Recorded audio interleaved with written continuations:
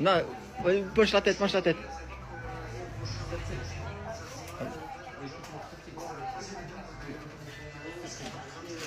Allez, marche, vas-y. Commence pas à faire semblant, frère. Commence pas à faire semblant. Commence pas à faire semblant. Et pique pas, j'en ai goûté. J'en ai goûté un.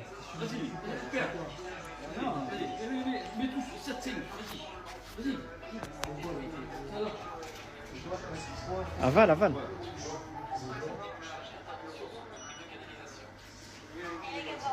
Alors, il pique? Un peu quand même, ça arrache au fond de la arrache. Non, c'est léger, j'en ai goûté un. Arrête de mentir. Ça va, tiens. Ah, tu es moite? Oh frère, tu es vraiment moite. Vraiment. Hein? Ouais, ça brûle, frère. Non. Je transpire. Mais comment ça?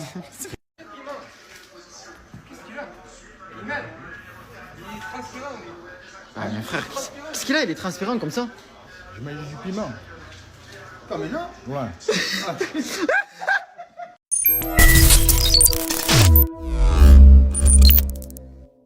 Manita. Tranquillement. Froidement. Manita. Ah, les gars.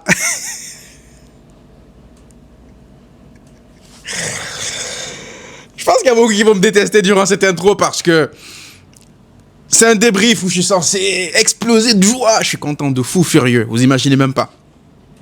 Mais je suis dégoûté aussi. Vous savez pourquoi? Parce que ce soir, je voulais un 8-1. Un 9-1.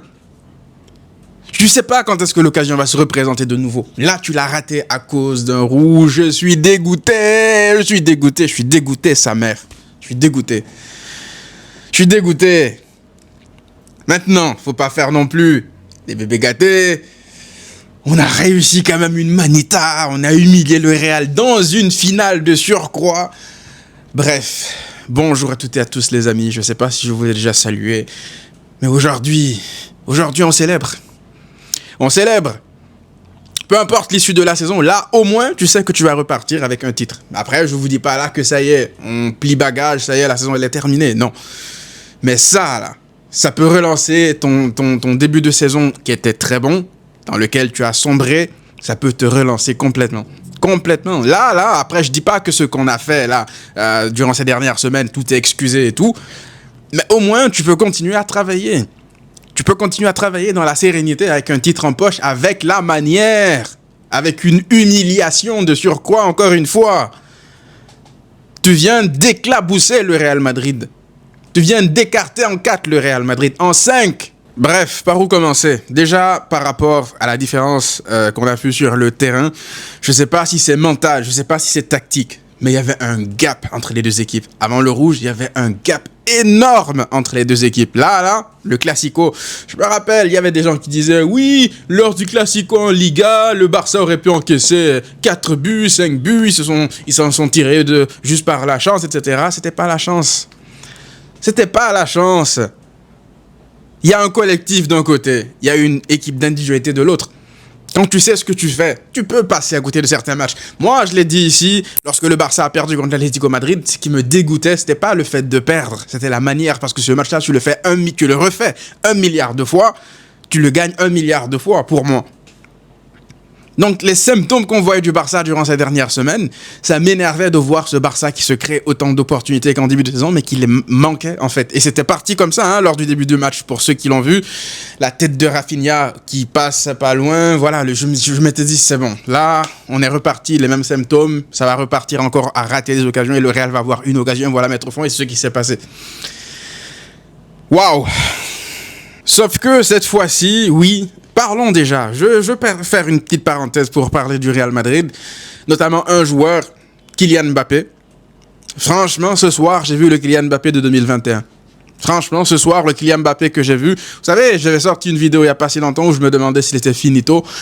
Mais ce soir, le Kylian Mbappé que j'ai vu ce soir, même pas au-delà, déjà son but, je pense, résume son match. Dans sa prise de balle, dans sa accélération, dans sa confiance, en fait, balle au pied, dans ses éliminations 1v1. Pour la première fois depuis 2021, j'ai revu un Kylian Mbappé qui fait peur. Ça, je l'ai ressenti. À chaque fois qu'il touchait le ballon, ça, là, j'avais peur. Vinicius était totalement éteint à côté. À côté, tu vois Mbappé, ce qu'il fait avec le ballon. Il marque le but, il crée des occasions, il provoque le rouge. Waouh! Waouh! J'espère que c'est pas... Voilà, ils n'ont pas récupéré le Mbappé de 2021 parce que ça peut être compliqué pour la deuxième partie de saison. Mais le Mbappé que j'ai vu là... Ah, je vous demande pas qu'il fait peur. Hein. Il fait peur. Maintenant... C'est un match, on va attendre dans la continuité parce qu'il a déjà fait aussi des matchs réussis, quelques matchs réussis depuis qu'il est arrivé au Real Madrid. Mais malgré la défaite, malgré l'humiliation de son équipe, pour le coup, Mbappé, il a fait son match. Maintenant, à côté, lorsque tu regardes les Bellingham, nul, je suis désolé, nul, invisible, à chercher des fautes à partout, à perdre des ballons. Vinicius aussi. Après, Vinicius a servi quelques ballons à Mbappé. Mais c'est léger, quoi. C'est léger, Vinicius. C'est léger. Après, il a été pas dégueulasse. Il a provoqué aussi. Mais voilà. Il y a Rodrigo aussi qui a été pas mal. Mais pour le reste, il y a eu trop de joueurs du... Bref, moi, je vais pas trop m'attarder sur le Real parce que franchement, ça a été très médiocre. On va pas se mentir. Et ils ont été médiocres parce que le Barça était au-dessus. Parlons vite fait de Lamine Yamal. S'il vous plaît, l'action du but de Lamine Yamal.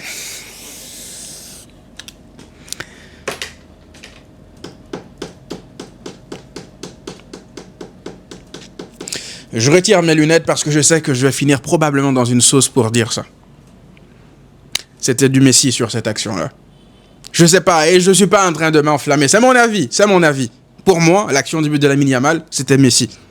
La conduite de balle, la feinte de frappe, le petit ballon déposé comme ça, avec zéro force, avec finesse, c'est du Messi. C'est du Messi. Après, je ne vous dis pas que Lamine Yamal aura la carrière de Messi ou que Lamine Yamal est autant fort que Messi, sera autant fort que Messi durant toute sa carrière. Mais sur l'action là, l'action précise, c'est du Messi. Je suis désolé, c'est du Messi. La froideur qu'il a dans sa tête pour rentrer dans cette surface de réparation, faire la petite feinte de frappe, rentrer, en fait, t'as l'impression encore une fois, il a 17 piges. Il a 17 piges. Même s'il n'avait pas 17 piges, Lamine Yamal a 22, 23 ans, la facilité qu'il a pour s'amener le ballon, rentrer dans la surface, avoir cette tranquillité-là pour ajuster comme ça un gardien comme Thibaut Courtois, à 25 ans, c'est déjà impressionnant. Alors imaginez à 17 piges. Ce mec-là n'a pas fini encore de se développer, il a encore une marge de progression énorme. Réfléchissez un peu à tout ça. Oh là là là là là là là là, c'est quoi ce gamin ? C'est quoi ce gamin, les amis? C'est quoi ce gamin? Pour ceux qui se rappellent, dans l'avant-match, je disais que ce classico, en fait, peut être déterminé par la forme du jour de 3 joueurs d'un côté comme de l'autre. Je vous ai dit Mbappé d'un côté, Mbappé qui a répondu présent, qui a failli faire basculer ce match-là en leur faveur. Je vous avais dit aussi Vinicius qui a été un peu intermittent, il a pas été très bon, on va pas se mentir. De l'autre côté, j'ai parlé de Bellingham. Bellingham a été totalement éteint. Du côté du Barça, j'avais dit Monsieur Lewandowski. Ouais, Lewandowski, parce que je savais que si Lewandowski continue à faire ce qu'il a fait contre l'Athletic Club, impossible que le Barça gagne ce classico. Et ce soir, j'ai vu un Lewandowski, encore une fois, qui joue de manière simple. Qui essaie pas de toucher, contrôler 3 fois le ballon avant de le lâcher. Non, en remise, il reçoit le ballon d'au but, il décroche, il fait les bons décrochages pour être l'homme libre et il cherche la meilleure option de passe. Il se complique pas la tâche, c'est tout ce qu'on te demande en tant que numéro 9. T'es pas là pour créer du jeu. Quand je voyais Lewandowski essayer de balancer des ballons en mode de passeur décisif, quarterback au milieu et rater à chaque fois systématiquement ses passes contre Bilbao, je me disais à quoi il joue? Frérot, t'es pas Busquets, reste devant. Mets tes pénaux, mets tes tapines, occupe les défenseurs. Ce soir, il a fait le rôle du numéro 9. Il a fait son match. Il a marqué le péno décisif. Gavi qui crée le péno, qui est encore une fois décisif dans un classico. Gavi, décidément, il aime le Real Madrid, surtout en Supercoupe. Il aime le Real Madrid. J'avais parlé également de Rafinha.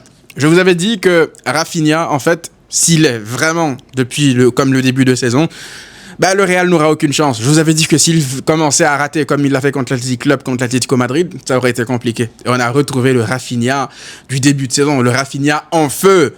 La tête de Rafinha sur la passe de Koundé, quelle passe aussi de Jules Koundé. Une tête en extension. Extension, s'il vous plaît. C'est Thibaut Courtois quand même dans les buts. Une activité folle, un cassage de reins partout sur le premier. D'ailleurs, Le but de Rafinha, là, lorsque Lamine Yamal, juste avant la mi-temps, là, lorsque Lamine Yamal... En fait, ce qui est fou avec Lamine Yamal sur cette action-là encore, on voit le QI du gamin. Il va pas juste se débarrasser du ballon, faire une passe parce que le mec est libre. Oui, il était libre, il aurait pu lui faire une passe dans les pieds. Ça aurait peut-être ralenti l'action. Valverde serait beaucoup plus revenu, je veux dire, beaucoup plus vite sur Rafinha. Mais il attend, il fait mine de faire la passe, il fait un petit crochet, il se rapproche. Il voit que Valverde avait commencé déjà à anticiper. Donc il attend. Cette petite seconde de décalage, là, ça change toute l'action sur le but de Baldé. Parce que lorsqu'il lance Rafinha, là, il le lance en profondeur. Là, c'est une course, pour le coup, de rapidité. D'explosivité, de rapidité. Et là, c'est là qu'on voit que Rafinha est extrêmement rapide. Parce que Valverde, il va super vite. Moi, je pensais pas qu'il allait le récupérer, hein, le ballon Rafinha.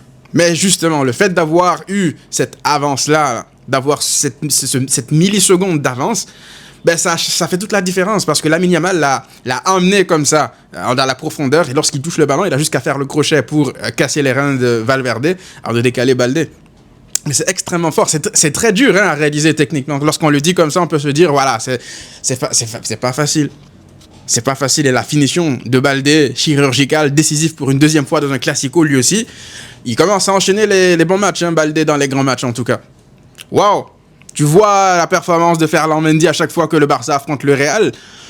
Je me dis qu'il y a beaucoup de gens qui sont beaucoup trop durs envers Baldé.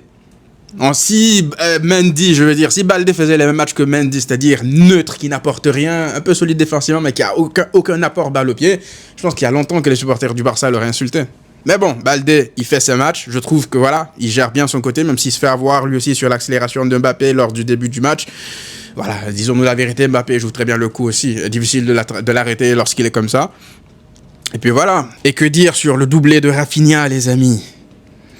Casado aussi, hein, Casado qui avait commencé à être un peu critiqué il n'y a pas si longtemps. Casado qui revient bien, je trouve. Il envoie Rafinha dans la profondeur. Là encore, Rafinha. Je pense que c'est sur Tchouaméni qui fait le crochet. Aïe, aïe, aïe. Il était d'une violence, Rafinha, ce soir. Pedri qui a contrôlé le tempo. Casado, encore une fois, qui a été bon. Gavi a été bon. En fait, c'est dur de voir un joueur qui n'a pas été bon en dehors de Szczęsny. En fait, je sais pas si c'est le cas de dire qu'il n'a pas été bon. En fait, il s'est raté. En fait, dans des actions pareilles, là, lorsque tu joues aussi haut, lorsque le Barça décide de jouer aussi haut, ben, une erreur de ton gardien, elle te coûte très cher. C'est ce qui s'est passé parce que Szczęsny ne fait pas un mauvais match. Mais cette action-là, parce qu'il fait même une grosse parade, je pense, en première période, il fait des arrêts intéressants, il est assez réactif. Mais le problème, lorsque tu laisses beaucoup d'espace comme ça, que ton gardien doit sortir à chaque fois, comme Iñaki Peña le faisait, comme certains gardiens le font pour être le premier libéraux, ben faut que tu aies un minimum de vitesse. Et Szczęsny, il ne l'a pas. Mbappé, il va vite. Et il arrive, il touche le ballon avant Szczęsny, et Szczęsny le touche. Rouge. Mérité. En parlant de rouge, le Real aurait dû avoir un rouge. On va pas revenir dessus parce que voilà, arbitrage, mais c'est là qu'il faut en parler. D'ailleurs, Monsieur Tebas. Bref, on n'est pas là pour parler d'extra sportif, mais vous avez compris ce que je veux dire. En tout cas, grosse victoire du Barça. Une victoire qui va faire du bien, les amis. Humilier le Real Madrid devant un stade qui était à majorité supporter du Real Madrid. Le faire. Hansi Flick est sur sa lancée de 0 finale perdue depuis qu'il est coach. Parce que moi, vous savez, des trucs comme ça, un peu, des signes avant les matchs, je pense beaucoup à ça. Lorsqu'on me disait que le Barça n'avait jamais gagné un Classico sous Riel Manzano, là c'est fait. On me disait que voilà, on savait que le Real Madrid perd rarement des finales, là c'est fait. Hansi Flick, jamais perdu de finale depuis le début de sa carrière. Il continue sur sa lancée. Donc voilà, j'avais un peu peur de tous ces signes indiens là, qu'ils soient brisés ou que ça continue. Mais ça tombe dans le bon sens ce soir. Et encore une fois, au-delà de la victoire, au-delà de ce que ça apporte derrière pour cette équipe, mais c'est la manière, encore une fois. La manière. Tu viens d'humilier une équipe qui est considérée comme la meilleure du monde, championne d'Europe en titre, 2 fois en l'espace de 2 mois, ou 2 mois et demi, je sais pas. Et la confirmation qu'on a aussi surtout, c'est que cette équipe aime les gros matchs. Là, je suis dégoûté qu'on ait affronté des Las Palmas, des Leganés. On aurait dû affronter que le Real Madrid durant toutes ces journées. Bon, j'arrête de chambrer, la Liga est loin d'être finie. Mais voilà, quel plaisir, les amis. Quel plaisir. Avec tout ce qui vient de se passer dans l'extra sportif durant ces dernières semaines, Ça, c'est une victoire qui va faire du bien à tous les niveaux. Les amis, on s'arrête là-dessus pour pas que le débrief sorte beaucoup trop tard. On se retrouve très rapidement pour une nouvelle vidéo. On va revenir en détail dessus. Mais d'ici là, comme vous le savez, prenez tout soin de vous. Et Visca Barça.